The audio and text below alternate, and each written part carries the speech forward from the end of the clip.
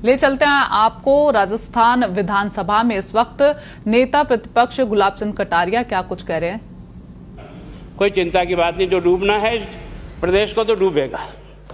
मतलब 10 वर्ष में चाहे मेरा सरकार रही हो चाहे आपकी रही हो, किसी मैं स्वयं शिक्षा मंत्री हूँ, अपराधी होऊंगा, कोई चिंता की बात नहीं।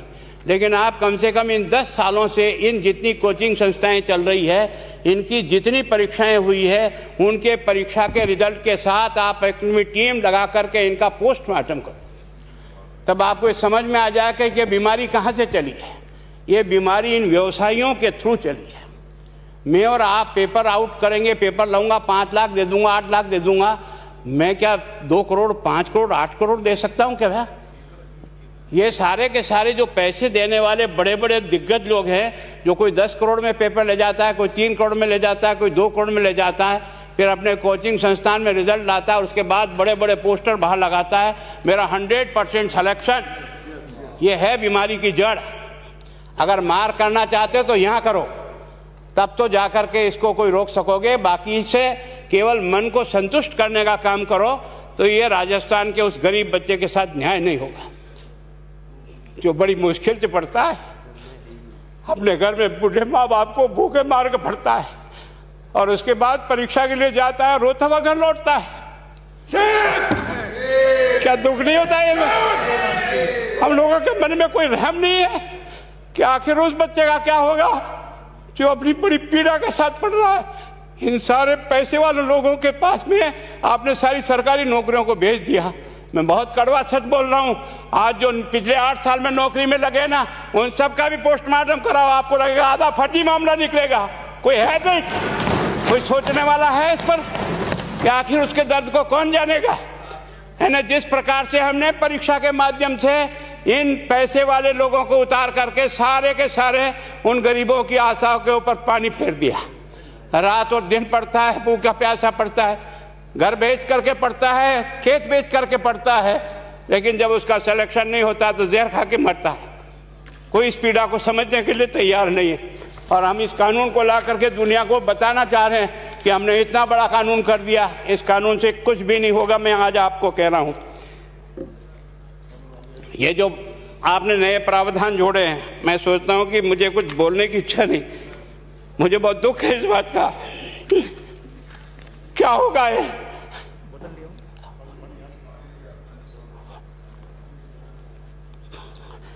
किस तरह की गैंग पालनी है उन्हें? पानी पिला दो, है ना। मैं उस दिन भी पूछा था कि मैंने कहा ये शिक्षा संकुल पे है, जिन लोगों को ड्यूटी पे लगाया, इसको लगाने वाला दोषी कौन है, जिसके कारण से पेपर जो है ना काट करके निकाल दिया। ये तो ठीक है, भाग्य हमारा अच्छा था कि सवाई माधोपुर की घटना फूट गई और एसओजी को उसमें हाथ में लग करके कुछ केस लग गया। अगर वो केस नहीं लगता तो आज आपकी सारी नौकरी पर इन सब बड़े बड़े दलालों के स्कूल में पढ़ने वाले बच्चे होते और मेरा गरीब का बच्चा अपना घर लौट के जाता। क्या दुर्भाग्य है। और इस कारण से केवल इसके लिए खुश मत हो जाओ कि हमने कानून बहुत सख्त बना दिया इसलिए अपराधी रुक जाएगा। नहीं, सिस्टम को बदलना होगा, ये परीक्षा का सिस्टम चेंज करना होगा। मैं सोचता हूं कि क्या हम इतने अक्लमंद बैठे हैं, क्या इस व्यवस्था को चेंज नहीं कर सकते? क्या एक ही पेपर हर राजस्थान में 20 लाख बच्चों को दिया जाए? क्या इसका कोई ऑल्टरनेट नहीं हो सकता? इसका ऑल्टरनेट सोचना चाहिए कि हम परीक्षा को टुकड़े टुकड़ों में कैसे कर सकते हैं। जिले के अनुसार पेपर नहीं, एक नहीं हम 25 पेपर बना सकते हैं। कौन से सेंटर पर कौन सा पेपर जाएगा कोई तय नहीं करेगा कौन सा जाएगा, और हम जो इच्छा होगी उस सेंटर पे वो पेपर भेजेंगे। और ये जितने भी प्राइवेट कॉलेजों में आपने सेंटर बना रखे उनको बंद करो, इनको तुरंत बंद करिए एक ऑर्डर से। जितने भी सरकारी विद्यालय है और सरकारी नौकर ही एग्जामिनर बनेगा और एग्जामिनेशन करेगा, तब तो आप इसको बचा पाओगे। ताकि आप और मैं कितने भी कानून बदल कर दें, आपका वो जांच करेगा, आपका वो अधिकारी आएगा। आपने कहा भाई सेशन जज के नीचे नियुक्ति नहीं होगी, इसके अलग से कोर्ट होगा, बहुत अच्छी बात है। प्रोविजन जो आपने डाले हैं वो स्वागत योग्य, स्वागत करता हूं, पर इन प्रोविजन को लागू तो आप और मैं ही करूंगा, कौन करेगा? जब हम ही ठीक नहीं है तो इन प्रोविजन क्या रोएंगे अंदर बैठे बैठे है?